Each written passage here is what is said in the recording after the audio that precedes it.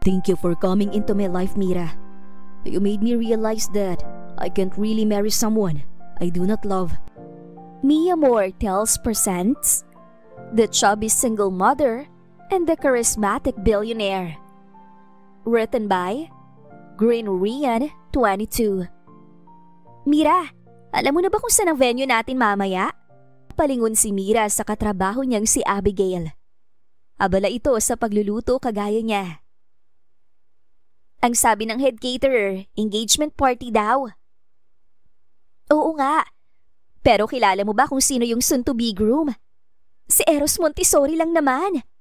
Ang may-ari ng Montessori Corporation. Napakunot ang noo niya habang naghihiwa ng recados. Ano naman ngayon? Tanong niya, dahilan para panlakihan siya nito ng mga mata. Oh my gosh! Hindi mo siya kilala, Mira? Bakit? Dapat ba kilala ko? Anak ba siya ng presidente? Hindi. Pero siya ang anak ng most successful na negosyante rito sa Pilipinas. Pagkukwento nito. Pamilya nila nagmamay-ari ng Montessori Corporation. Kung ganon, billionaire siya, Abigail. Pero ano naman bago ron? Hindi ka pa ba sanay na lahat ng venue na pinupuntahan natin ay puno ng mga mayayamang tao? Oo, pero iba tumira. Kung makikita mo lang ngayon sa Eros, paniguradong manlalambot ang mga tuhod mo dahil sa kagwapuhan niya. Napailing na lamang siya sa kalokohan ng kaibigan. Mag-focus ka na lang sa ginagawa mo at tigilan mo ng pagpapantasya sa lalaking yan. Kasasabi mo palang kanina na siyang soon-to-be groom, kaya huwag ka magsalita riyan na parang binata pa rin siya. Pahayag niya. Asawa nga naaagaw eh. Yun pa kayang ikakasal pa lang? Hindi na siya sumagot pa sa kalokohan ni Abigail at inabalan na lamang ang sarili sa pagluluto. Isang taon na nagtatrabaho bilang assistant cook si Mira sa Sparkle Bites. Isang big-time catering service sa Maynila. Alam niyang may iba pang magagaling kaysa sa kanya pagdating sa larangan ng pagluluto. Kaya naman, labis ang pasasalamat niya na natanggap siya sa trabahong yon. Nang matapos sila sa pagluluto, ay dumiretso na sila sa locker room para mag-ayos ng kanyang sarili. Ilang sandali lang kasi ay babiyahe na sila papunta sa venue. Gusto mo ba ng lipstick? Pag-alok ni Abigail, dahilan para tumaas ang kilay niya. Kailan pa ako gumamit ng ganyan? Kailangan mo magpaganda. Baka mamaya, doon mo makilalang magiging tatay ng anak mo. Napairap siya sa narinig. Hindi na ako umaasa na makakahanap pa ako ng matinong lalaki, Abigail. At isa pa, hindi naman ako kagandahan. Kaya nga ako niloko ni Eric, di ba? Ang baba na naman ang tingin mo sa sarili mo, Mira. Nagsasabi lang ako ng totoo, Abigail. Lahat ng tao, sinasabi na hindi ako maganda. Lalo na dahil ang taba-taba ako. Hindi totoo lahat ng yun, Mira. Bakit mo naman sila paniniwalaan? Ang ganda-ganda mo nga sa paningin ko. Kung ganon, dapat sigurong magpatingin ka na sa doktor. Dahil baka malabo na ang mga mata mo. Inirapan siya nito bago ibigay sa kanya ang pulang lipstick. Ilang sandali niya itong tiningnan bago magpa siyang gamitin yon. Dahil paniguradong hindi siya titigilan ito. Ilang sandali lang ay umalis na rin siya. Sakay ang isang van papunta sa venue. Alam ni Mira na hindi niya dapat iniisip ang mga problema niya ngayon. Lalo na't magtatrabaho siya. Pero hindi niya maiwasan. Alam niya kasing nasasaktan pa rin siya sa nangyari. Samantala, sa mansyon ng mga Montessori, abala si Eros para sa party na magaganap mamayang gabi. Malaki ang ngisi ng kanyang kaibigan si Lucian habang nakatingin sa kanya. Bakit naman ako si Mangotang? Soon-to-be groom na yan. Pangaasar pa nito lalo, dahilan para batuhin niya ito ng unan. Huwag mo nang dagdagan pa mga problem ko, Lucian. Inis niyang sagot. I don't even know how we'll get through with this wedding. Sasabihin mo lang naman sa lola mo na ayaw mo eh. Ganun lang kadali yun, Eros. Alam mo may sakit siya. Baka mamaya ay atakihin pa siya sa puso. At isa pa, ayoko ring madismaya siya sa akin. Since then, you've always seen how much she wants me to marry Marie, right? Pero hindi naman to ang gusto mo. Alam mo yan. Malakas na lamang siyang napabuntong hininga dahil sa narinig. Kahit siya ay wala ring ideya kung paano hindi matutuloy ang kasal niya. Hindi niya yun gusto, pero mas nananalaytay pa rin sa puso niya ang kagustuhang hindi biguin ang lola niya. Ilang sandali lang ang lumipas, umalis na siya sa mansyon para sunduin ang fiancé niyang si Marie. Sinalubong siya nito ng maliit na ngiti, ngunit hindi niya yun magawang suklian. Huwag mo namang ipahalata sa mga tao mamaya na ayaw mo akong pakasalan. Sambit nito nang makaupo sa passenger seat. Mabilis siyang nagmaneho bago magsalita. Magkaibigan tayo simula pagkabata, Marie. Madami na tayong pinagsamahan. Pero alam mo namang, hindi magbabago ang tingin ko sa'yo, hindi ba? I can't imagine marrying you because I only see you as a friend. Naiintindihan ko, Eros. Hindi mo kailangan pa ulit-ulit sabihin. I'm really sorry, Marie. Naiipit ka sa gustong mangyari ni Lola. Narinig niya ang malakas nitong pagbuntong hininga. Ayos lang. Ginagawa ko lang din naman to dahil gusto ni na Mami. Natahimik na sila pagkatapos noon. Hindi niya magawang magsalita pa hanggang sa marating nila ang Sky High Hotel, kung saan gaganapin ang engagement party. Pagdating nila sa venue, ay sinalubong agad sila ng kanyang lola. Bagay na bagay talaga kayong dalawa. Paniguradong, hindi magsisisi ang apo ko na pakasalan ka, Marie. Uwi ka ng matanda. Siyempre naman po, Lola Beth. Hindi na nga makapaghintay si Eros na maikasal kami. Pilit siyang gumiti. Alam mo namang maikli lang ang pasensya ko, hindi ba, Lola? Gusto ko na lang na makasama si Marie. Gumaan ang pakiramdam niya nang makitang lumaki ang pagngiti ng matanda. Pero sa loob-loob ay gusto niyang murahin ang kanyang sarili dahil sa ginagawa niya. Ayaw niya sana magsinungaling pero wala naman siyang magawa. Ilang sandali lang ang lumipas. Nagsimula na ang party. Maraming bumati sa kanilang dalawa at wala siyang ibang ginawa kundi ang pumeke ng ngiti na magpanggap na masaya kahit pa gustong-gusto niya nang umalis. Nang maging abala si Marie sa pakikipag-usap sa mga kaibigan nito, ay nagpaalam siya upang lapitan si Lucian. Ngunit habang naglalakad, ay napahinto na lang siya nang mabangga siya ng isang staff ng catering services. Tumilapon ang hawak nitong pasta sa puti niyang suit. Naku, pasensya na po, sir. Uwi ka ng babae. Kitang-kita niya ang takot sa mga mata nito at tila hindi alam ang gagawin. You just ruined my suit, miss. Inis niyang sabi. Kasama ba sa service niyo to? Hindi po, sir. Pasensya na talaga. Hindi ko po sinasadyang nangyari. Lalaban ko na lang po ang suit mo. Lumapit ito para punasan ang mantsa ng pasta. Ngunit mabilis niyang tinabig ang kamay nito. No, hindi ako nag-uulit ng damit. Kailangan mong bayaran tong ginawa mo. This is 29,000 pesos. And you have to pay me. Po? I said, pay me. Bayaran mo ko. Hindi ko tatanggapin ng simpleng sorry lang. Nanlaki ang mga mata nito at magsasalita pa sana, ngunit mabilis na dumating ang isang babae na mukhang head nito. I'm so sorry about what happened, Mr. Montessori. Uwi ka nito bago nilingon ng babae. Bumalik ka na muna sa loob ng kusina, Mira. Kakausapin kita mamaya. Tumingin sa kanya ang tinawag nitong Mira. Halatang nagsisisi ang babae sa nangyari. Tumango ito bago mabilis na umalis. I won't let her get away just like that. She has to pay me. Ngumiti ang head. Naiintindihan ko, Mr. Montessori. Pasensya na ulit sa nangyari. Alam ko namang hindi sinasadya yun ni Mira. Paano ka nakakasigurado na hindi niya sinasadya? Kahit 1 taon pa lang na nagtatrabaho sa amin si Mira, kitang-kita naming hands-on siya sa mga ginagawa niya. Kaya sigurado akong hindi niya rin gusto ang nangyari. Paliwanag nito. Kakausapin ko siya mamaya tungkol dyan. Pasensya na talaga, sir. I can compensate half of your shirt's price if you want.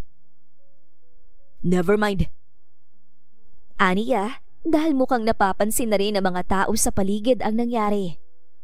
Ngunit sinabi niya na ayos lang ang lahat at nagpatuloy muli ang party. Lumapit sa kanya si Lucian para tulungan siyang magpalit ng damit. Napailing na lamang siya sa nangyari. Mas lalo tuloy na dagdagan ang dahilan niya para umalis na sa lugar na yon. Sa isang banda, pagbalik ni Mira sa area kung nasaan ang mga gamit nila, ay hiyang-hiya siya. Ramdam niya ang tingin ng mga bisita sa kanya habang naglalakad. Naabutan niya si Abigail na nag-aayos ng mga plato at mabilis niya itong nilapitan. Matatanggalan na ako ng trabaho. Nalulumong pahayag niya. Agad itong lumingon. Nababaliw ka na ba, Mira? Ikaw nga ang paborito ng head eh. Natapunan ko ng pastang suit ni Eros. Natawa ito. Ano naman? Parang natapunan mo lang naman. Napahinto ito sa pagsasalita bago nanlaki ang mga mata. Anong ginawa mo, Mira? Natapunan mo si Eros? Hindi ko naman sinasadya, okay? Nagmamadali kasi akong ihatid yung pasta eh. Hindi ko siya napansin. Anong sabi? Nagalit ba sa'yo? Malamang, magagalit talaga siya. Sa sobrang galit nga ay, pinapabayaran sa akin ang damit niya ng 29,000 pesos. Uwi ka niya. Saan kamay naman ang Diyos ko kukunin ng ganong kalaking pera? Hindi ba pwedeng pakiusapan? Sinabi ko nga lalabahan ko na lang, pero ayaw niyang pumayag. Alam ko namang kasalanan ko ang nangyari, pero hindi ko yun sinasadya. Hindi ko maintindihan kung bakit hindi niya maintindihan yun. Akala ko pa naman mabait siya. Normal lang naman na magalit siya sa akin, Abigail. Pero bakit sisingilin ka pa ng ganong kalaki? Nagkibit-balikat na lamang siya. Hindi natin maiintindihan dahil mayaman siya. Pagkatapos ng pag-uusap nila, sa loob na lamang ng kusina nagtrabaho si Mira dahil nahihiya na siyang lumabas pa. Pinilit niyang kalimutan ang nangyari. Ngunit nang matapos ang party, ay lumapit sa kanya ang head at sinabing gusto siyang makausap ni Eros. Mabilis naman siyang pumunta sa isang kwarto kung saan siya kakausapin ito. Kumatok muna siya bago pumasok. Have a seat. Nilingon niya ang lalaki. Nakaupo ito habang nakaturo sa kaharap nitong sofa. Isang itim na polo na ang suot nito. Wala na ang bakas ng mantsa ng pasta. Your name's Mira, right? Tanong nito na makaupo siya. Mira Reyes po. Okay, and I'm sure you already know me, so I don't have to introduce myself. Tumango siya sa narinig. Pasensya na po talaga sa nangyari kanina, sir. Kahit i-review niyo pa po ang CCTV, aksidente talagang nangyari. Hindi ka kasi tumitingin sa dinadaanan mo. Masyado po kasi akong overwhelmed kanina dahil sa dami po ng tao. You work as an assistant cook. Bakit ka ba kasi naghahatid ng mga pagkain? Paano niyo po nalaman yon? I talked to the head. Tumango na lamang siya. Absent po kasi yung isa sa waiter namin, kaya akong pumalit. May dagdag ho sa sahod kaya kinuha ko na, kahit marami ako magiging trabaho ngayon. Paliwanag niya. Hindi naman ganun kalaki ang sahod namin kaya po, itatanong ko sana kung kailangan ko ba talagang magbayad ng 29,000? Hindi na kailangan kung magtatrabaho ka bilang cook sa bahay ng lola ko. Napakunot ang noo niya. Ano po? Pumayag ang head. Sa amin ka magtrabaho kapalit ng ginawa mo. Hindi po pwedeng mangyari yun. Paano po ang trabaho ko bilang assistant cook? You will not work as an assistant cook anymore. Kung inaalala mo ang sahod mo, huwag kang mag-alala dahil papasahurin naman kita. Paliwanag nito. May sakit ang lola ko at ilang buwan na kami nagpapapalit-palit ng cook dahil hindi niya nagugustuhan. Sinabi sa akin ng head mo na magaling kang magluto at sa tingin ko, magugustuhan ka naman ni lola. Paano kapag hindi ako pumayag? Then give me 29,000 pesos right now. Napaawang ang labi niya sa narinig at napangisi naman ito na para bang alam nitong wala talaga siyang choice. Ngunit imbis na makaramdam ng inis, hindi niya maiwasang mapansin ang kagwapuhan nito. Totoo nga ang sinasabi ni Abigail na hindi biro ang karisma ni Eros. Maputi ang lalaki, matangkad at matikas ang katawan. Ngunit mas nangingibabaw pa rin ang kasungitan sa maganda nitong muka. So what? Anong pipiliin mo? Tanong nito na nagpabalik sa kanya sa ulirat. Tatanggapin ko na po ang trabaho. Mas pipiliin ko yon. Lumawak ang pagngisi nito. That's a good choice, Mira. We will start tomorrow. I'll call you. Wika nito bago tumayo. And stop using po and opo. I'm only 27 years old. Itatanong niya pa sana kung paano nito nakuha ang number niya. Ngunit mabilis itong umalis at naiwan naman siyang naguguluhan sa sobrang bilis ng mga pangyayari.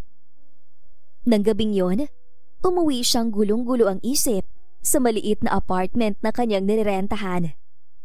Bago siya tuluyang matulog, ay tinawagan niya muna ang kanyang lola Tina.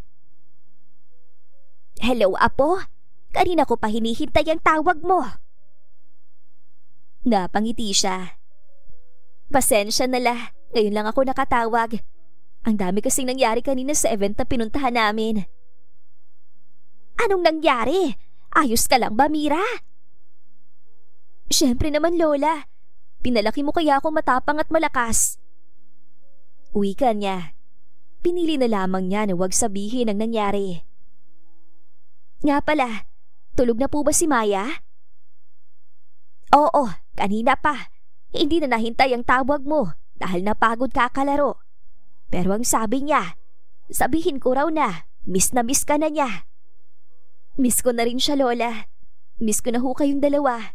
Huwag kang mag-alala. Kapag nakaipon ako ng malaki-laki, uuwi ho ako sa probinsya natin. Hihintayin namin yan ng anak mo. O sige na, alam kong pagod ka. Ibababa ko ng tawag at magpahinga ka na, Mira. Sige po, mag-iingat kayo riyan. Magpapadala ho ako sa susunod na linggo. Nang maibaba na nito ang tawag, ay dumiretso na siya sa pagtulog. Kinabukasan, nagising siya dahil sa pagtunog ng kanyang cellphone. Kinuha niya yon bago sagutin sa pag-aakalang si Abigail ang tumatawag. Hindi mo ba alam kung anong oras pa lang, Abigail? Wala tayong trabaho ngayon, kaya hayaan mo ko magpahinga. Nauna ka pa kaysa sa manok na manggising eh. Singhal niya. Ngunit narinig niya ang boses ng isang lalaki na parang tumatawa sa kabilang linya. Kaya napakunot ang noon niya. It's already 6 a.m. Kanina pa tumilaok ang manok. Nanlaki ang mga mata niya. Tuluyan na siyang nagising. Sir Eros? Yeah, Mira. Bakit tumawag ka? Paano mo nakuha ang number ko? Binigay sa akin ng head mo ang number at address mo. Tumawag ako para sabihin na papunta na sa apartment mo ang sundo mo. Papunta sa bahay ni Lola Beth. Ngayon na? Oo, nagigising si Lola ng 9 a.m. at gusto niyang may naluto ka na para sa kanya. Magsasalita pa sana siya, ngunit binabaan na siya nito ng tawag. Natulala na lamang siya sa nangyari. Wala siyang nagawa kundi ang bumangon at magsimulang mag-ayos. Eksakto namang tapos na siya nang dumating ang sundo niya. Hello, ma'am. Ako nga pala si Randy, ang driver ni Ma'am Beth. Thank you po sa pagsundo, kuya. Wika niya. Tumangulang ito bago nag-umpisang magmaneho paalis. Kalahating oras din ang lumipas hanggang sa narating nila ang isang mansyon. Hindi niya maiwasang mamangha habang pinagmamasdan iyon. Para siyang nanonood ng isang palabas. Totoo nga ang sinabi ni Abigail na napakayaman ang mga Montessori at hindi siya makapaniwalang magtatrabaho siya para sa mga ito. Sa kabilang banda, napahinto si Eros sa pagtipa sa kanyang laptop nang dumating si Mira. "Thank you for fetching her, Kuya Randy." Uwi ka niya sa driver. Tumango ito bago sila iniwang dalawa ni Mira. Mabilis niya namang nilingon ng babae. "Sumunod ka sa akin. Ipapakita ko sa iyong kusina." Hindi niya na ito hinintay pang sumagot at mabilis nang tumalikod. Naramdaman niya naman ang pagsunod nito. Pagdating nila sa kusina, ay narinig niya ang boses nito. "Nasaan ang mga kasambahay?" "Ayaw ng lola ko ng maids na stay-in. Tanging nurse lang ang nandito para mag-alaga sa kanya. May naglilinis naman dito regularly, so hindi mo po problemahin ang paglilinis." "Ako lang ang magluluto rito?" "Exactly." Akala niya ay maiinis ito, ngunit nabigla siya nang makita itong nakangiti. Alam niyang hindi niya type ang babae dahil malayong malayo ito sa mga nagugustuhan niya noon. Pero hindi niya maiwasang matulala. Ngayon niya lang napagtuunan ng pansin na maganda pala si Mira. Biluga ng maamon itong muka, mahaba ang buhok at may pagka-chubby na mas lalong nagpaganda rito. Nang lumingon ito sa kanya, ay unti-unting nabura ang ngiti nito. Pasensya na. Bilang isang assistant cook, hindi ko pa kasi naranasan na ako lang ang gagamit ng buong kusina." "Akala ko maiinis ka dahil ikaw lang ang kikilos. Hindi ko inakalang matutuwa ka pa." Muli itong ngumiti. "Ano nga palang pagkain ang gusto ng lola mo?" "She has a type 1 diabetes. Kaya komplikado pagdating sa mga bagay na kinakain niya. May mga nabanggit naman ng doktor. Sasabihin ko na lang ang nurse niya na i-brief ka sa mga bawal niyang kainin." "Pamilyar ako sa mga hindi dapat at dapat kinakain ng mga diabetic patients." "Why?" "Namatay kasi sa diabetes sa mga magulang ko." Nagulat siya. "I'm sorry to hear that, Mira." "Ayos lang, sir. Hindi naman ako sensitive pagdating sa topic na yan." Tumango siya. Hinayaan niya itong magluto sa kusina. Hindi niya alam kung bakit nagtiwalan lang siya bigla sa babae. Siguro ay dahil parehas sila ng sitwasyon nito. Ilang sandali lang ang lumipas ay nagising na ang kanyang lola. Eksakto naman na kanina patapos sa pagluluto si Mira. Kaya napangiti ito habang nakatingin sa mga pagkain. "Niluto ba ito ng sinasabi mong bagong cook?" tanong ng matanda. "There she is." Wika niya bago ituro si Mira na papasok sa dining hall na may bitbit na pitsyel ng tubig. "Hello, Iha. Anong pangalan mo?" Ngumiti ito. "Good morning po, ma'am.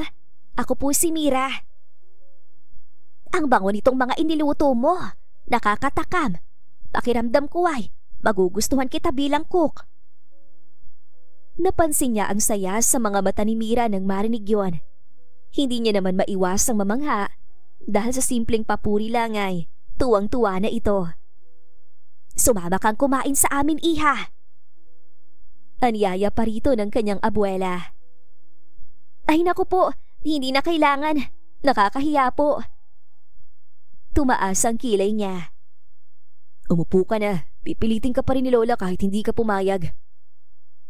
Sa huli ay wala itong nagawa kundi ang kumain kasabay nila. Natuwa naman siya na makitang maganang kumakain ng matanda. "Ang sarap nitong mga iniluto mo, Mira. Ang galing mo naman. Ilang taon ka na nagluluto?" Tanong dito ng lola niya. Tahimik lang siya habang nakikinig sa usapan. "Bata pa lang po ako ay tinuruan na ako ni Mama. Nagamit ko pong pagluluto nung huminto ako sa pag-aaral. Noong first year college po ako, nagtrabaho ako sa isang karinderya." "Hindi ka nakapagtapos? Pero ang sarap nitong mga iniluto mo. Tinalo mo pa mga professional chefs na kilala ko eh. Teka, ilang taon ka na ba? May anak ka na ba? 27 years old na po ako at may anak po kong babae. Maglilimang taon na po siya. Agad siyang natigilan sa narinig. May pamilya ka na? Pero wala ka namang suot na singsing sa daliri. Hindi niya napigilang itanong. May anak na po ako pero hindi pa ako kasal, Sir Eros. Isa akong single mother. Pareho silang nagulat ng lola niya sa narinig. Talaga ba? Alam mo bang bilib ako sa mga kagaya mo? Naging isang ina rin ako at alam kong hindi biro ang mga pinagdaanan mo, lalo na at mag-isa ka lang. Anang lola niya rito. Salamat po, Ma'am Beth. Mahirap nga po talaga, pero wala pong choice eh, kundi kayanin para sa kinabukasan ng anak ko. Natahimik na lang siya pagkatapos noon. Nang matapos sila sa pagkain, ay inabala niya ang sarili sa pagtatrabaho hanggang sa sumapit ang gabi. Pauwi na sana siya sa kanyang bahay, ngunit bigla niyang naalala si Mira. Sumabay ka na sa akin, pauwi na rin ako. Uwi ka niya. Sakto namang handa na itong umalis. Wala ba si Kuya Randy? Daaga ko siyang pinauwi, kaya ako maghahatid sa'yo. Halata sa mukha nito na ayaw nitong sumama. Ngunit hindi niya na yun pinansin pa. Hindi mo naman ako kailangan ihatid, sir. May pera akong dala pang commute pa uwi. Baka mamaya magalit pa sa akin ang fiancé mo. Ani Mira pagkapasok sa kotse niya. Hindi siya magagalit dahil hindi naman namin mahal ang isa't isa. Anong ibig mo pong sabihin? Haven't you heard about the word arranged marriage? Tanong niya. Sandali itong natigilan bago muling magsalita. Pero nung nakita ko kayo sa engagement party, parang mahal na mahal ninyo ang isa't isa. Hindi ba yung totoo lahat? Of course not. It's just an act. Kailangan namin magpanggap na ayos lang sa amin ang arranged marriage. Kahit na hindi naman talaga. At ayoko madismaya sa akin si Lola. Kaya kailangan kong sundin ang gusto niya. Muli silang natahimik noong hindi na ito sumagot. Ngunit maya-maya lang ay nagsalita siya ulit. By the way, I'm sorry about what happened in the engagement party. Huminga siya ng malalim pagkatapos sabihin ang kanina niya pa gustong sabihin. Napansin niya sa salamin ang pagkunot ng noo nito. Para saan? Kasalanan ko ang nangyari, hindi ba? Tungkol sa pagsingil ko sa iyo ng malaking halaga. Hindi ko inisip na hindi mo kayang bayaran yon, lalo na't may anak ka pala. I'm sorry for being insensitive.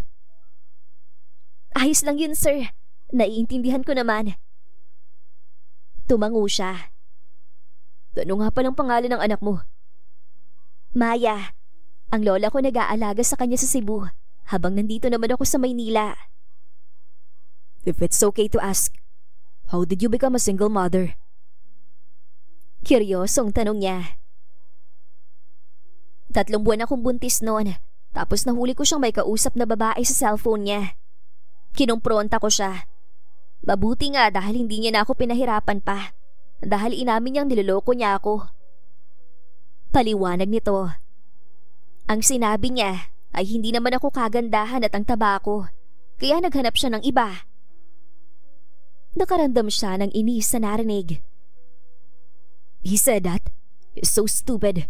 Huwag mong sabihin na naniniwala ka sa mga walang kwentang sinabi niya. Nagsasabi lang naman siya ng totoo. What do you mean? You're beautiful, Mira. Hindi mo kailangan maging mabait sa akin, sir. I'm not trying to be a good person here. You have nothing to be insecure about. Subukan mong mahalin ang sarili mo at makikita mong hindi totoong lahat ng mga sinabi niya. Seryosong sabi niya. Hindi na ito nagsalita pa hanggang sa makarating sila sa apartment nito. Bago ito tuluyang bumaba, ay tumingin ito sa kanya. Thank you sa paghatid sa akin, Sir Eros. Sa totoo lang, akala ko talaga nung una mata pobre ka. Kaya salamat. dahil pinatunayan mo sa akin na babait din palang mga mayayaman. Ngumiti siya. Just call me Eros. Kay Lola ka naman nagtatrabaho. Siya ang amo mo at hindi ako. Tumango ito bago tumalikod. Hinintay niya pang makapasok ito ng tuluyan sa apartment bago siya nagmaneho pa uwi.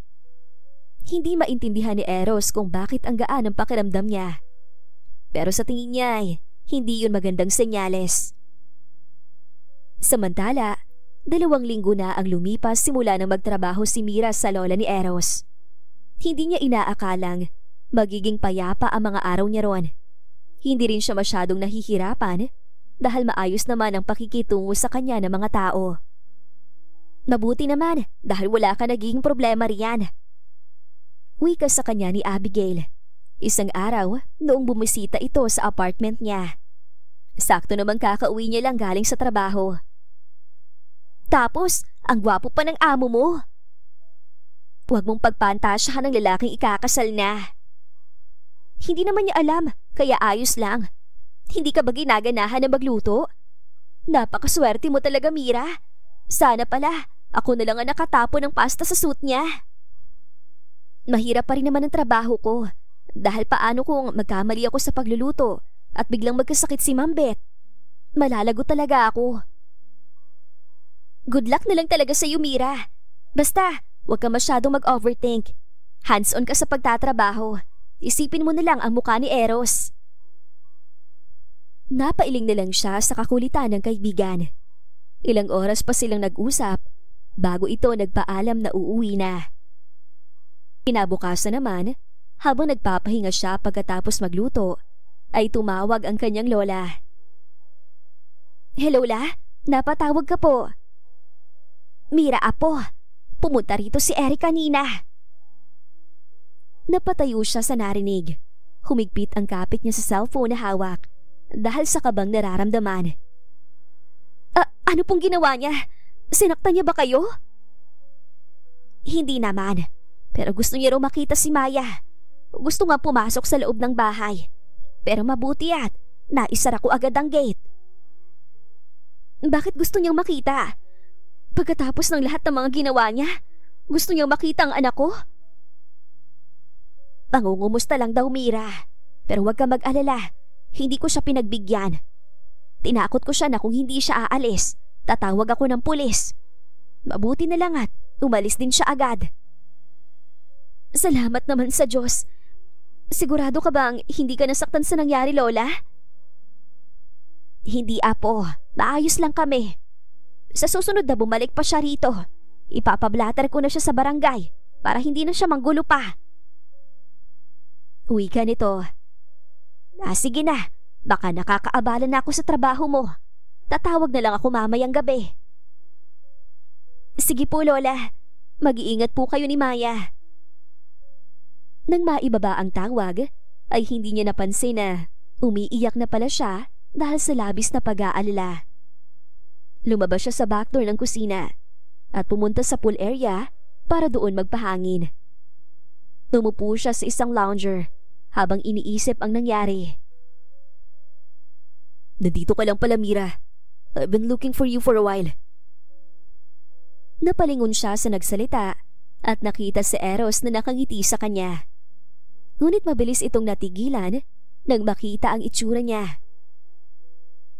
Anong nangyari? Bakit umiiyak ka? Mabilis siyang umiling bago punasan ang mga mata. Bakit hinahanap mo ko? Mahinang tanong niya.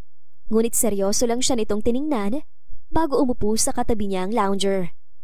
Tell me what happened. I know you're not okay. Natigilan siya sa lambot ng boses nito. Hindi naman yun importante. If it's not important, then why are you crying? It's okay, Mira. Tell me what happened. Tumawag kasi sa akin si Lola. Sinabi niyang pumunta sa bahay si Eric. Yung kinuwento ko sa yung ex-boyfriend ko. Pagkukwento niya, mabilis na kumunot ang noo nito. Bakit pumunta siya? Ayos lang bang lola at anak mo? Gusto niya lang kumustahin si Maya. Mabuti nga dahil wala siyang ginawa kina Lola. Pero hindi ko pa rin maiwasang mag-alala. Baka maulit pa sa susunod ang pagpunta niya at wala ako ron para protektahan ng nanay at ang anak ko. I can help you, Mira. We can file a restraining order if that happens again. Talaga? Tutulungan mo kami? Tumango ito bago ngumiti. Of course. That's what friends are for, right? Kailan pa tayo naging magkaibigan? Simula nung hinatid kita sa apartment mo. Napailing na lang siya sa narinig, ngunit napangiti rin. Sandaling nawala ang bigat na nararamdaman niya, gayong kausap ang lalaki.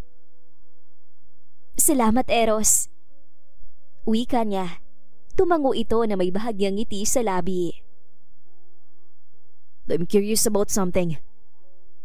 Biglang sabi nito. Ano yon? After everything that happened, do you still believe in marriage? Oo naman. Pero naroon pa rin yung takot na baka maulit yung panlolokong ginawa sa akin ni Eric. Ikaw ba? Naniniwala ka pa rin? Ilang sandali itong natahimik bago umiling. Naniniwala pa naman ako sa kasal. Pero sa arranged marriage, ayoko nun dahil galing sa ganong klase ng kasal ang mom kong si Helen at ang dad kong si Gregory. Nakita ko sa kanilang dalawa na hindi matagumpay ang isang pagsasama na binuo sa fixed marriage. Paliwanag nito. Only child lang ako pero hindi pa rin sila nagkasundo. Ngayon, hiwalay na sila at may kanya-kanya ng pamilya. Galit sa kanila si Lola dahil sa ginawa nila. Ang sabi niya ay para daw nila akong inabandona. Kaya ba ayaw mong pakasalan si Marie? Oo, dahil ayokong matulad sa mga magulang ko. Sa totoo lang, naiintindihan ko naman kung bakit ganoon na nangyari. Ay di nila mahal ang isa't isa, pero sinubukan pa rin nila. Pero hindi naman natin pwedeng pilitin ang isang bagay kung hindi talaga kaya, hindi ba? At hindi yun maintindihan ng lola mo, kaya galit siya sa kanila? Exactly. Sinubukan kong sabihin yun sa kanya noon, pero hindi niya ako pinakinggan. Hanggang sa ako naman ngayon ang nasa kalagayan ng mga magulang ko. Malakas siyang bumuntong hininga. Nahihirapan din para sa sitwasyon ng lalaki. Speak now or forever hold your peace. Yan ang paborito ko naririnig sa kasal. Alam mo naman talagang gusto mo. Natatakot ka lang sa maaaring mangyari. Pero isang buhay lang ang meron ka. At hiling ko na sana ay hindi ka mabuhay sa pagsisisi. Ilang sandali itong tumitig sa kanya bago tumango. Ang sabi mo, natatakot ka na baka lokohin ka ulit. Sisiguraduhin kong hindi yun mangyayari, Mira.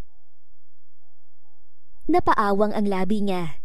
Gusto niya sanang itanong ang ibig nitong sabihin, ngunit itinikom niya na lamang ang bibig at pinilit na huwag pansinin ang pagbilis ng tibok ng kanyang puso. Sa kabilang banda, nagmamaneho si Eros papunta sa apartment ni Marie. Tinawagan niya ito kagabi at sinabi niyang pupunta siya dahil may mahalaga silang pag-uusapan. Anong pag-uusapan natin? Tanong nito pagdating niya. Gusto ko lang sabihin na hindi na matutuloy ang date natin ngayong linggo. Kumunot ang noo nito. Bakit? Dahil ayokong ituloy ang kasal na to. Naiintindihan ko naman yun, Eros. Pero paano kapag nakahalata ang lola mo na hindi na tayo lumalabas? Then let her. I know you don't want this marriage to Marie. That's why we should not continue this anymore. Teka, akala ko ba ayaw mong madismaya ang lola mo? Nagbago na bang isip mo? Malakas siyang bumuntong hininga. Look, Marie, I like someone else now. And to give her respect, we should stop this. Seryosong wika niya. Natigilan ito. Sino? Bakit hindi ko alam na may girlfriend ka na? Hindi ko pa siya girlfriend, pero sigurado na ako sa nararamdaman ko. Kailan mo sasabihin sa lola mo na hindi na natin itutuloy ang kasal? Pagkatapos kong mag-confess sa babaeng nagugustuhan ko. Hindi maintindihan ni Eros kung bakit bakas ang gulat sa mukha nito. Ngunit hindi niya na lang yun pinansin at nagpaalam na. Ngunit bago siya tuluyang makalayo, ay muli itong nagsalita. Pwede ko bang malaman kung sino siya? Ngumiti siya bago umiling. Saka ko nalang ipapakilala sa'yo kapag naging girlfriend ko na siya. Aalis na ako. Salamat, Marie. Habang nagmamaneho paalis, ay magaan ang pakiramdam ni Eros. Alam niyang maikling panahon pa lang silang nagkakakilala ni Mira. Ngunit hindi niya maiwasang mahulog dito. Ibang-iba ito sa mga nakilala niyang babae noon, kaya hindi niya maiwasang humanga. Pagbalik sa mansyon, una niyang hinanap si Mira sa kanyang lola. Nagpaalam siya sa akin. Uuwi ngayong araw sa Cebu. Agad ang pagkunot ng noo niya. Hindi niya maiwasang mag-alala. Bakit daw siya uuwi, Lola? May sinabi ho bang dahilan? Birthday kasi ng anak niya bukas. Pumayag naman ako dahil hindi pa naman siya nakakauwi simula na magtrabaho siya rito. Sa tingin niyo ho ba, nakasakay na siya ng eroplano? Ay hindi pa. Kakaalis niya lang din kanina. Bakit ba? Saka, hindi yata siya mag-e-eroplano. I want to go with her. Wika niya. Napansin niya namang napakunot ang noo ng matanda. Ngunit bago pa ito magtanong, ay mabilis na siyang nagpaalam. Sumakay siya ng kanyang sasakyan at nagmaneho gamit ang isang kamay. Tinawagan niya ang number ng babae. Nagpasalamat naman siya dahil sinagot agad nito iyon. Hello? Napatawag ka? Tanong nito mula sa kabilang linya. Nang sabi sa akin ni Lola, uuwi ka sa inyo. Oo, birthday kasi ni Maya at gusto ko silang sorpresahin. Nasaan ka ngayon? Nandito ako sa terminal. Naghihintay ng bus. Bakit?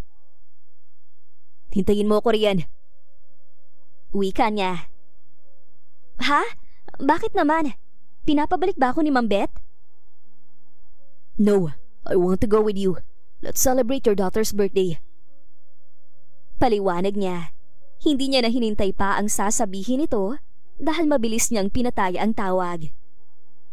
Napangiti siya habang nagmamaneho.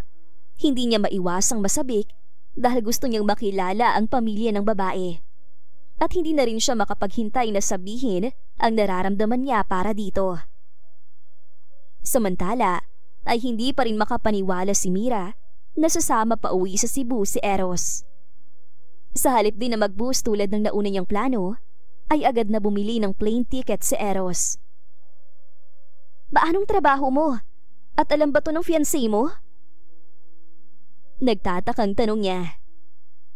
Baka mamaya bigla na lang niya akong awayin at mapagkamalan niya pa akong kabit. I need a break from work too. And don't worry about Marie. Hindi niya ako gusto. Kaya hindi siya magsiselos kung sumama man ako sa'yo. Paliwanag nito. Pumunta rin ako sa kanya kanina. Nilinaw ko na. Hindi ko talaga gustong matuloy ang kasal. At sasabihin namin yung kay Lola. Sinunod mo talaga yung payo ko, no? Paano kung magalit sa'yo si Ma'am Beth? Huwag mo kong sisihin, oh. Idamay, ah. Of course. Why would I do that? Natatawa nitong sagot. Thank you for coming into my life, Mira. You made me realize that I can't really marry someone I do not love. Napangiti na lang siya sa narinig. Kahit na sa loob-loob niya, ay madaming tanong na hindi niya alam kung saan ang gagaling. Hindi nagtagal ay nasa Cebu na sila. Pagdating doon ay kumuha pa ng marerentahang sasakyan si Eros. May kakilala raw ito roon na nagpaparenta ng mga sasakyan. Kaya kaysa mag-commute pa sila papunta sa bahay nila, ay ito na ang magmamaneho. Medyo tutol nga siya dahil alam niyang pagod din ito. Ngunit ayaw papigil kaya hinayaan niya na. Pakihinto na lang sa tapat ng kahoy yung gate. Wika niya na mabilis naman itong sinunod. Sabay silang lumabas mula sa sasakyan at napansin niya ang pagngiti nito nang makita ang kanilang bahay. Your house looks cozy. Napangiti siya. Akala ko, i-judge mo. Bakit ko naman gagawin yun? Mayaman ka kasi, Eros. Dahil lang mayaman ako, kaya ako na bang husga ng buhay ng iba? Of course, I'm not the type of person. Alam ko nagtrabaho ka ng sobra para mabuo ang bahay niyo. Hindi na siya sumagot pa, ngunit hindi nawala ang ngiti sa kanyang labi. Ilang sandali pa ay niyaya niya na itong pumasok na sa loob. Kumatok siya sa pinto at nang bumukas yon ay bumungad sa kanila ang kanyang lola Tina. Mira, tama nga ang hula kung uuwi ka ngayon. Alam kong hindi mo kayang hindi makasama ang anak mo sa birthday niya. Nakangiting pagbati nito. Siyempre naman po, Lola. Pero may kasama po ko ngayong umuwi. Napatingin ito sa lalaki. Bago mo ba tong boyfriend, Mira? Aba, mas gwapo pa to kay Erica. Hindi ko siya boyfriend, Lola. Siya po ang amo ko, si Eros Montessori. Mabilis niyang sabi. Napansin niya namang tumawa ang lalaki. Good evening, ma'am. Sana po, hindi po ako nakaabala sa inyo. Ay nako, syempre hindi naman. At wag mo na akong tawaging ma'am, dahil pakiramdam ko ang yaman ko. Lola Tina na lang. Tumango si Eros. Okay po, Lola. Pinapasok sila nito sa loob. Sana sinabi mo sa akin may kasama kang umuwi, Mira. Nakapagluto sana ako ng masarap. Mahaba ang biyaheng nyo. Paniguradong, gutom na kayo. Nag-eroplano po kami, Lola. Kumain na rin po kami sa drive-thru. At paano ko kayo sosorpresahin sa pagbalik ko kung sasabihin ko sa inyo? Sagot niya. Tulog na po ba si Maya? Ay oo, pagod na naman kakalaro. Kaya mabilis nakatulog. Ilang beses nga akong tinatanong kung uuwi ka ba raw sa birthday niya. Napangiti siya sa narinig bago puntahan sa kwarto ang anak. Naramdaman naman niyang sumunod sa kanya si Eros. She exactly look like you. Wika nito habang nakatingin sa anak niyang mahimbing ang tulog. Napangiti siya. Siyempre naman, anak ko kaya yan. Kilala niyo bang tatay niya? Hindi ko kailanman binanggit sa kanya si Eric. Mabuti nga dahil hindi pa siya nag-uumpisang magtanong. Tumango lamang ito at hindi nagsalita pa. Ilang sandali lang, inayos niya na ang tutulugan nila. Walang dalang gamit si Eros, kaya pinahiram niya ito ng pamalit na damit. Hindi niya maiwasang matuwa dahil nagpresenta itong matulog sa sofa. Dahil siya lang ang kasya sa kama katabi si Maya. Alam niyang hindi ito sanay, ngunit hindi man lang ito nagreklamo. Kinabukasan, maaga siyang nagising dahil sa hagikik ng kanyang anak. Nang bumangon siya, ay nakita niya ito sa sahig na nakikipaglaro kay Eros. Mama, marunong maglaro si Papa! Wika ng kanyang anak. Napakunot ang noo niya bago mabilis na napatingin kay Eros. Ngunit umiling lang ito habang may bahagyang ngiti sa labi. Tinawag niya na lang akong bigla ng papa. Malakas siyang bumuntong hininga bago puntahan ng bata. Maya, nagkakamali ka. Hindi mo siya... That's okay, Mira. Hayaan mo siya. Putol ni Eros. Napaawang ang labi niya sa narinig. Naguguluhan sa nangyayari. Ang sabi sa akin ni Papa, pupunta tayong mall mamaya, Mama. Tumango ang lalaki sa sinabi ni Maya. Bibilhan kita ng maraming laruan. Ano bang gusto mo? Gusto ko po ng Barbie. Okay, ano pa? Nang mga oras na yon, hindi maiwasan ni Mira na matulala habang nakatingin sa dalawa. Pangarap niyang lumaking may kinikilalang tatay ang kanyang anak. Ngunit matagal niya nang tinanggap na imposible iyong mangyari dahil malabong may magmahal sa kanya ulit. Kaya ngayong tinitingnan niya ang dalawa, hindi niya mapigilang matuwa. Ngunit alam niyang hindi pwedeng mangyari ang mga iniisip niya ngayon. At mas lalong hindi pwede na magustuhan niya si Eros. Sa kabilang banda, alam ng lalaki na hindi niya anak si Maya. ngunit hindi niya maiwasang matuwa habang kasama niya ito. Gusto niyang siya ang kilalaning tatay ng bata, kahit pa hindi niya ito kadugo. Bakit sumama ka kay Mira, Eros? Seryoso ang boses ng kanyang lola. Tumawag ito sa kanya bago sila umalis papuntang mall. Gusto ko lang ng bakasyon, Lola. Nakakapagod din ang palaging pagtatrabaho. Yan ang sinasabi mo sa akin, hindi ba? Matagal itong natahimik bago nagsalita. Apo kita, Eros. Bata ka pa lang ay. Alam ko na kapag hindi ka nagsasabi ng totoo. At ngayon, alam ko nagsisinungaling ka sa akin. You know me too well, Lola. Of course, you're right.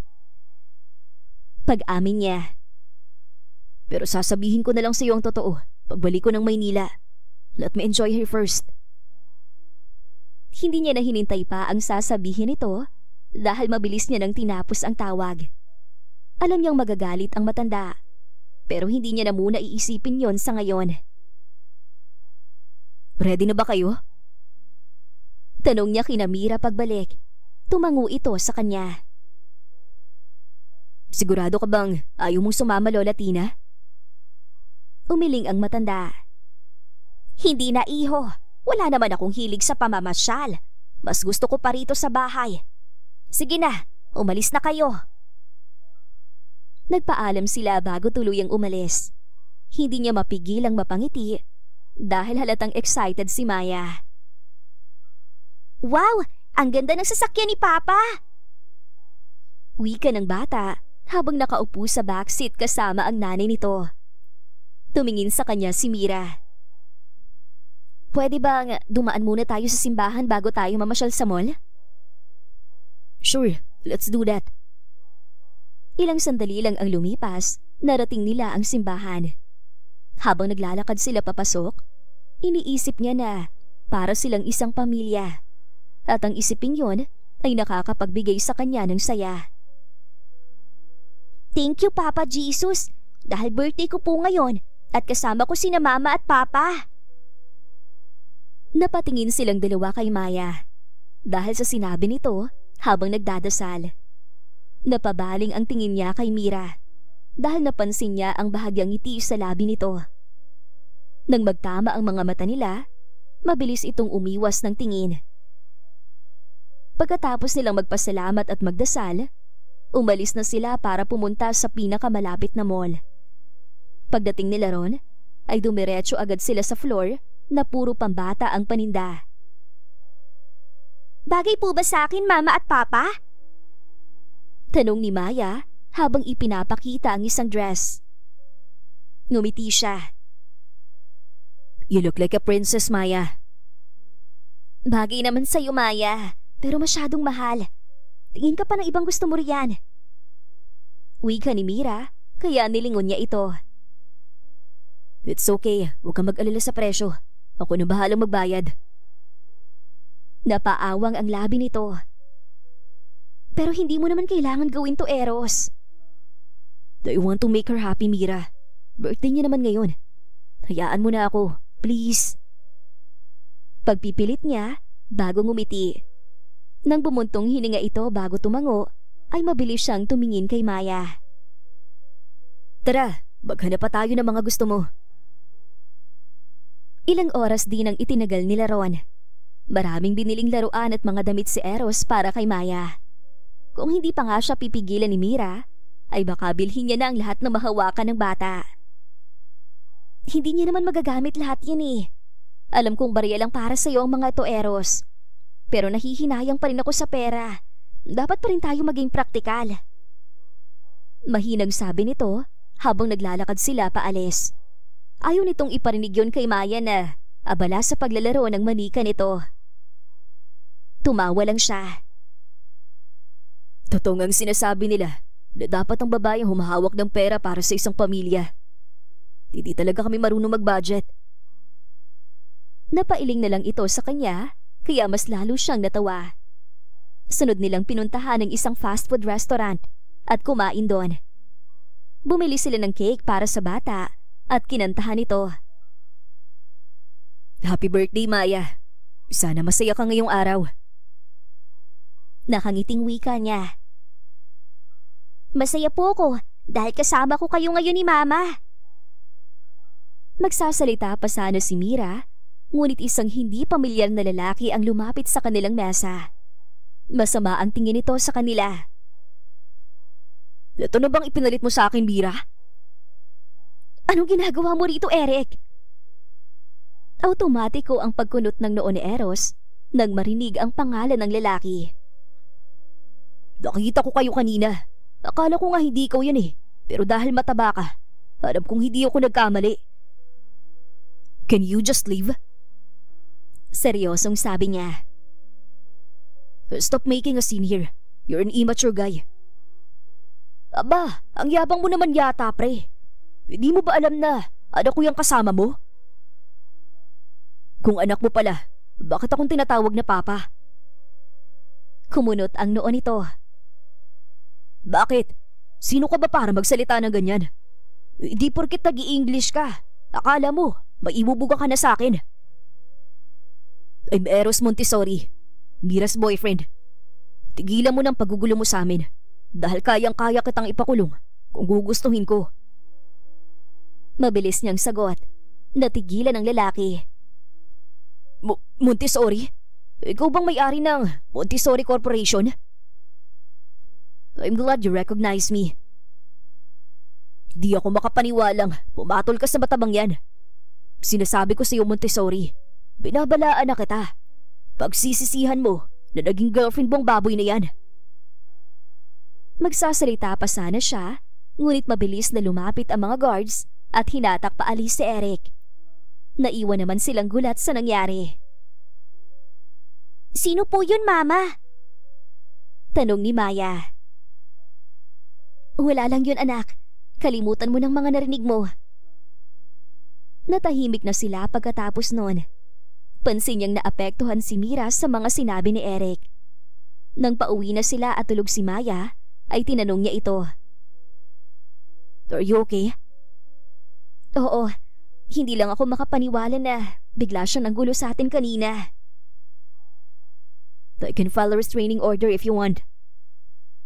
Magiging komplikado lang ang lahat kapag nangyari yon. Hindi na siya sumagot pa. Nang makarating sila sa bahay, ay sinabihan siya nitong ihahatid lang nito si Maya sa loob at babalik para kausapin siya. Hindi niya tuloy maiwasang kabahan. Kahit pa handa naman siyang aminin ang nararamdaman anumang oras.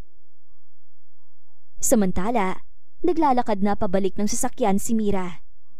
Binuksan niya ang passenger seat at umupo roon para maayos silang makapag-usap ni Eros. What do you want to talk about? Seryoso nitong tanong. Malakas siyang bumuntong hininga upang pakalmahin ang sarili. Alam mo namang ang paborito kong line ay, speak now or forever hold your truth, hindi ba? Kaya magsasalita na ako ngayon, Eros. Sagot niya. Ano ba tong ginagawa mo? Bakit masyado kang mabait sa akin at sa anak ko? Bakit hinayaan mo siyang tawagin kang papa? Hindi ko na kasi maintindihan. Nalilito na ako sa mga ginagawa mo. At natatakot akong umasa na may ibig sabihin yun lahat. Then don't be scared anymore, Mira. Anong ibig mong sabihin? I have feelings for you.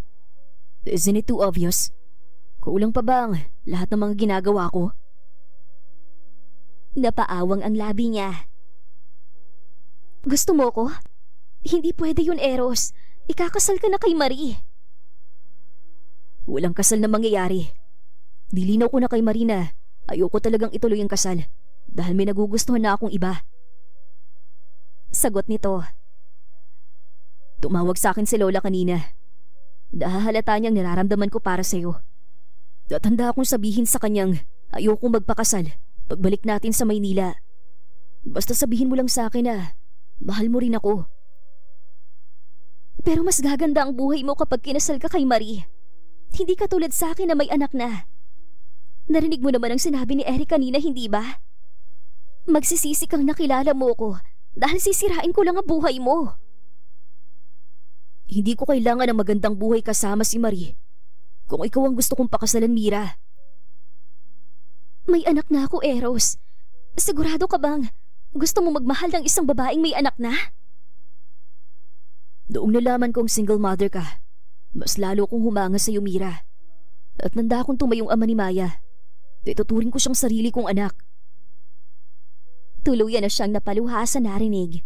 Hindi siya makapaniwala. Ang bilis ng pagtibok ng puso niya. Oh, tell me, Mira, pareho ba tayo ng nararamdaman? Muling tanong nito. Pinunasan niya ang luha sa kanyang mga mata bago tumango. Matagal na rin akong may nararamdaman para sa iyo, Eros. Hindi ko alam kung kailan ko naramdaman. Pero isang araw, nagising na lang akong mahal na kita.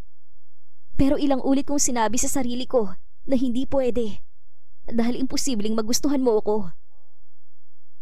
What do you mean? Loving you is the easiest thing I did. Mas lalo siyang napaiyak sa narinig. Niyakap siya nito ng mahigpit. Babalik tayo ng Maynila bukas at sasabihin ko na kay Lolang totoo. Yun na naging plano nila. Kinabukasan ay maaga silang umalis. Nagpaalam siya sa kanyang lola Tina at nakasuporta naman ito sa kanila.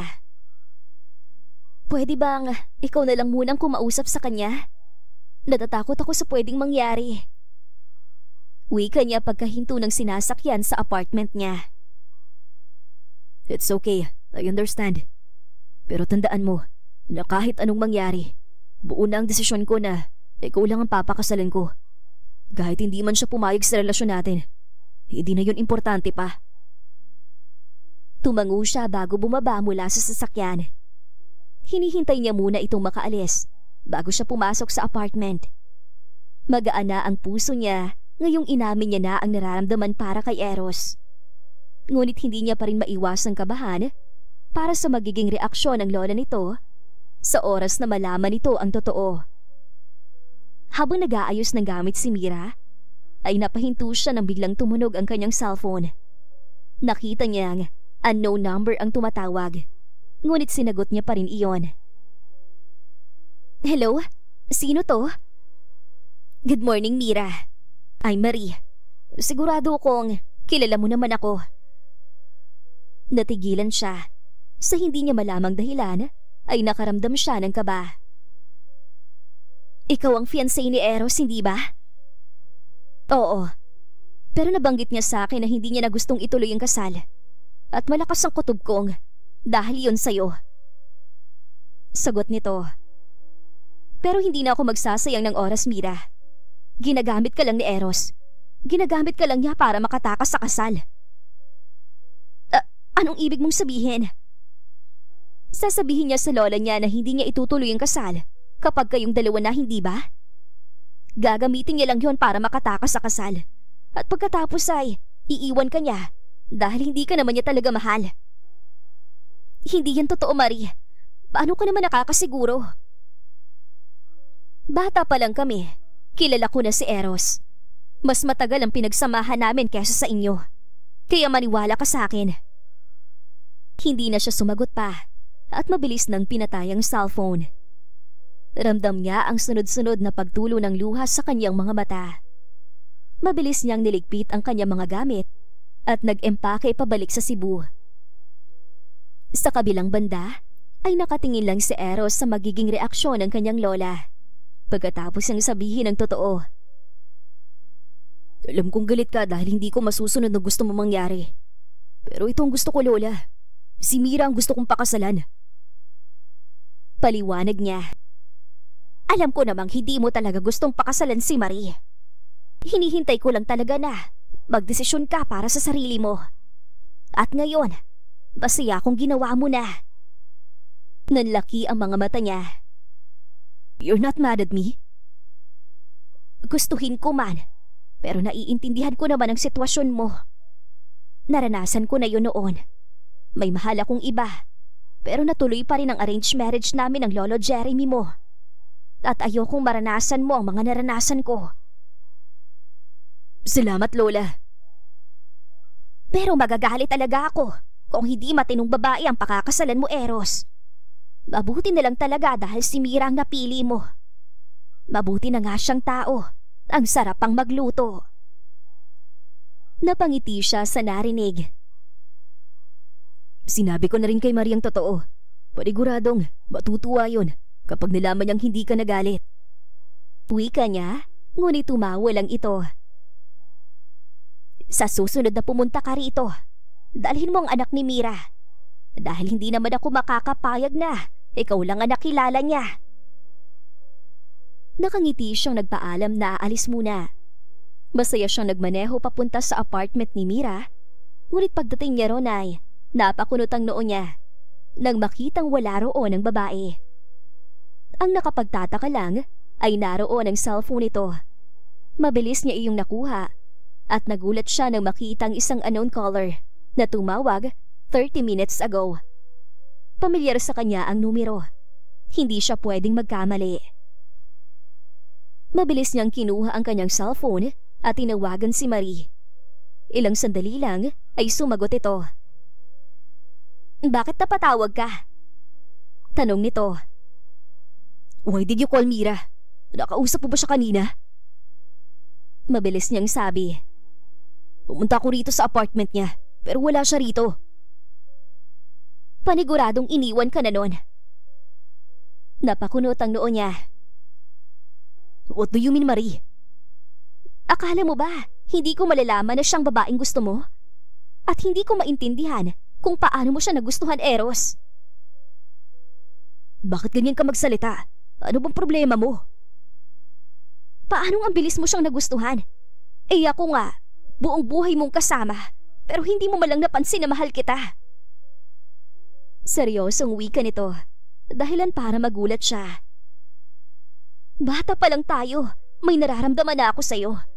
Kaya nga pumayag ako sa arranged marriage na to eh. Tapos ikaw naman tong may ayaw. I didn't know that you love me, Marie. Kaibigan lang ang tingin mo sa akin.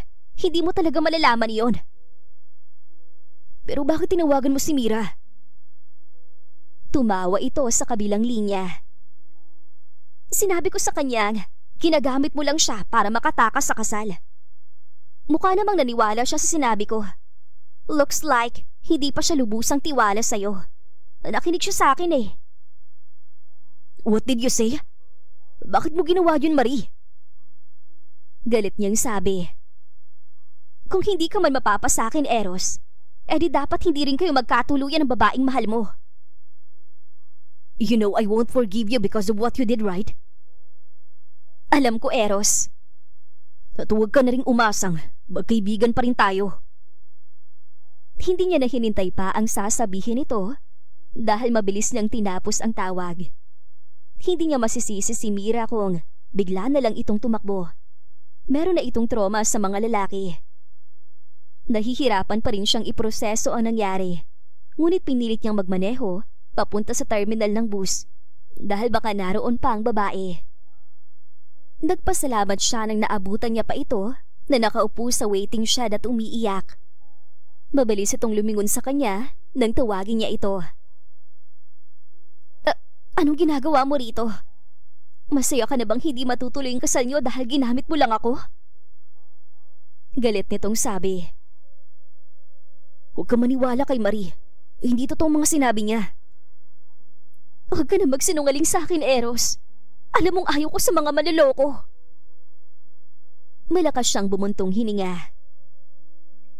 Naiwan mong cellphone mo sa apartment. Nakita kong tinawagan ka ni Marie, kaya tinawagan ko siya. Paliwanag niya. Inamin niya sa akin na matagal na siyang may nararamdaman sa akin at hindi niya kayang makitang mapunta ako sa iba, kaya nagawa niya yon. Alam mong lahat ng sinabi ko sa iyo noon ay totoo. Hindi ako magsisinungaling sa iyo. Natahimik ito, kaya muli siyang nagsalita. Alam na ni Lola ang totoo at suportado niya ako. Hindi siya nagalit dahil nung una pa lang naman, napapansin niya nang hindi ko talaga gustong pakasalan si Marie. Pumapayag siya sa relasyon natin at gusto niyang makilala si Maya. Paano ko makakasigurong hindi ka nagsisinungaling sa akin? Mahina nitong tanong. Napangiti naman siya bago kunin ang isang box sa kanyang bulsa. Bumaba ang tingin doon ng babae at nakita niya ang gulat sa mga mata nito. Binili ko to habang papunta ako sa mansyon ni Lola. Dahil hindi ko naman kailangan ng permission niya para sa relasyon natin. Dahil kahit ano pang maging reaksyon niya, papakasalan pa rin kita. Malambing niyang wika bago buksan ang box. Bumungad sa kanila ang isang diamanteng singsing.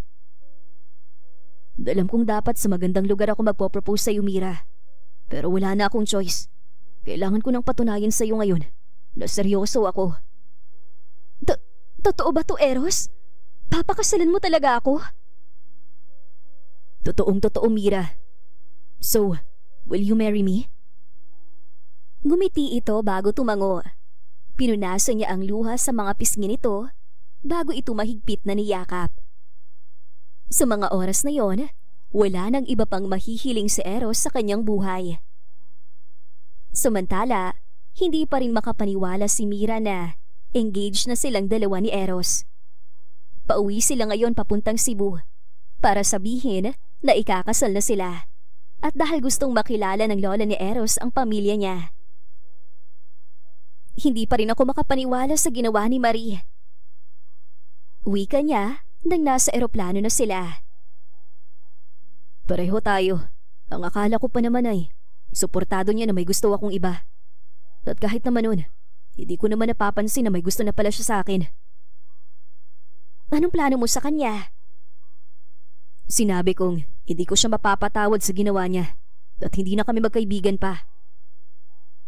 Ginawa niya lang naman yon dahil mahal ka niya. Umiling ito. That is still not right, Mira. Hindi ma-justify na nararamdaman niya ang ginawa niya sa'yo.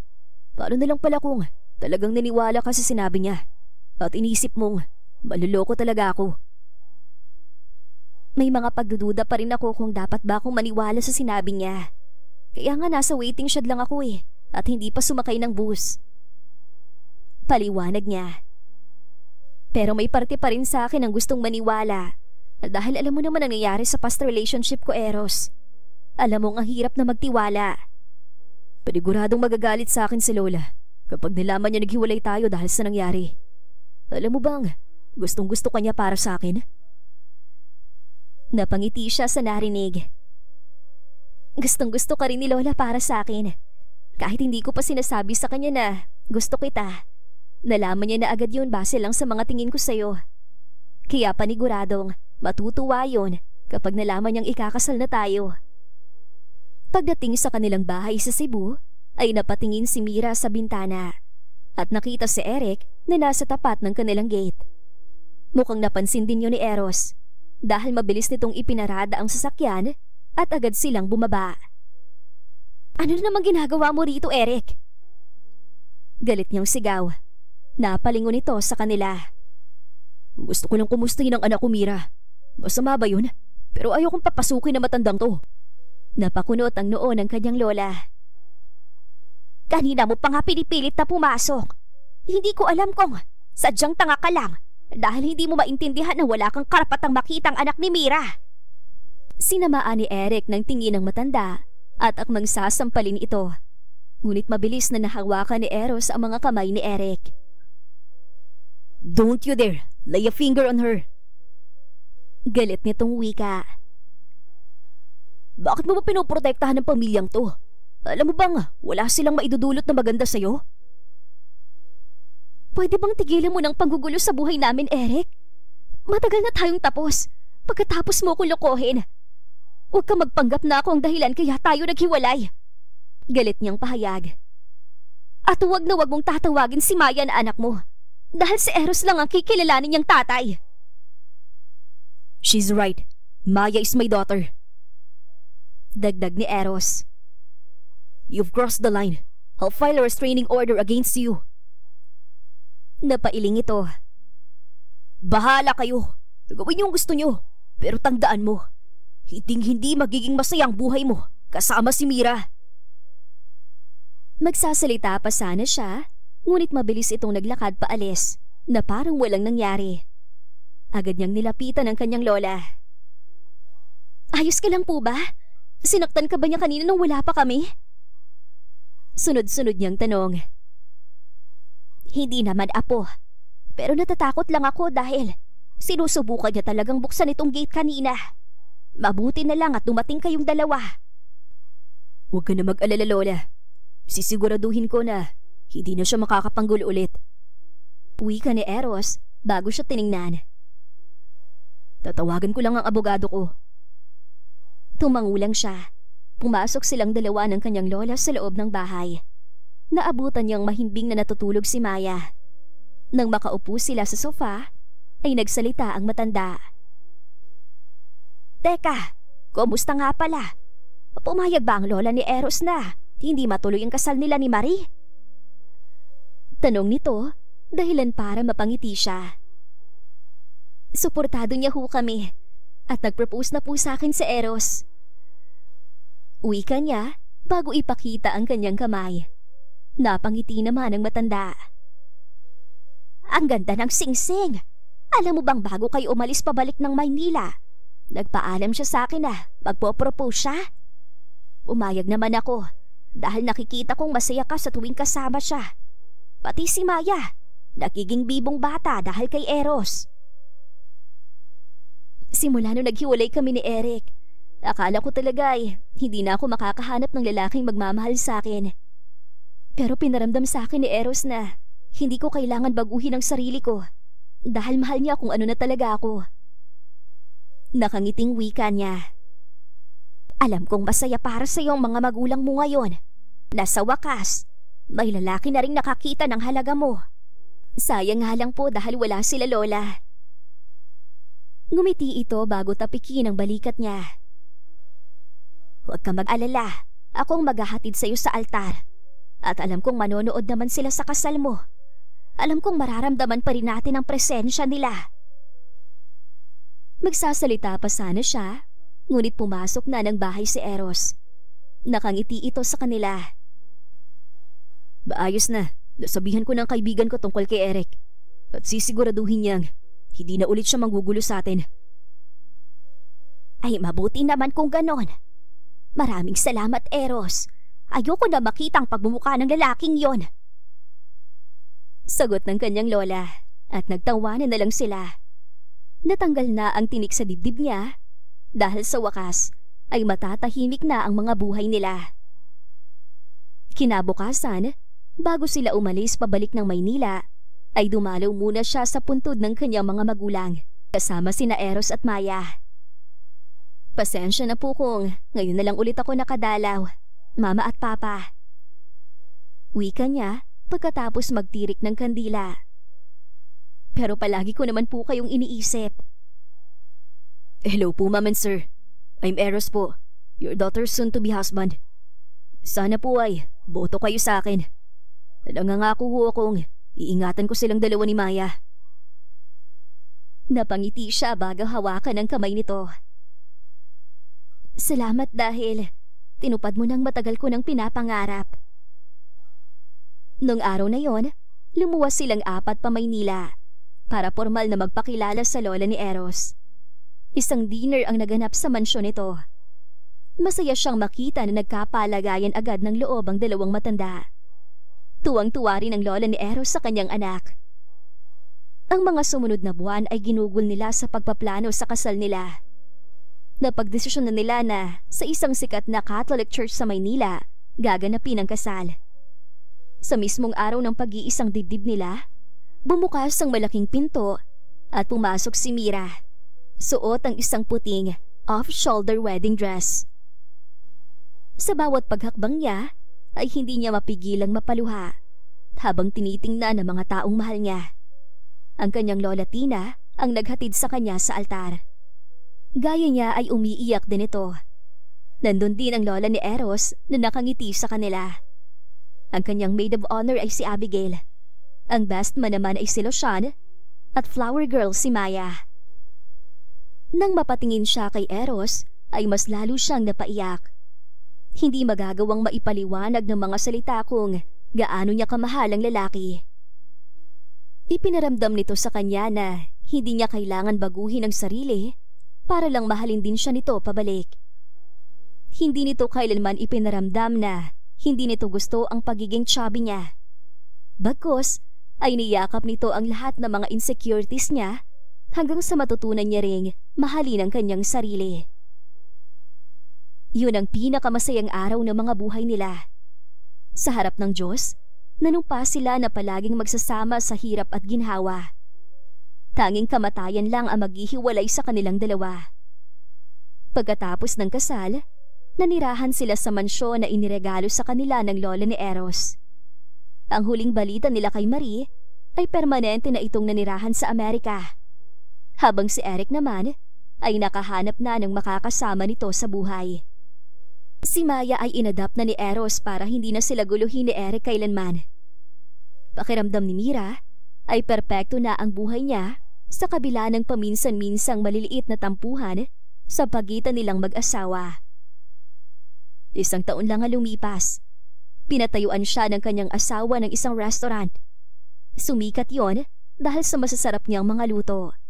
At walang humpay ang pasasalamat niya kay Eros para sa pagtupad nito sa mga pangarap niya. Sa mismong taon din na yon, nalaman niya nagdadalang tao siya. Nang maisilang ang batang lalaking pinangalanan nilang Ethan, ay mas lalong naging masaya ang tahanan nila.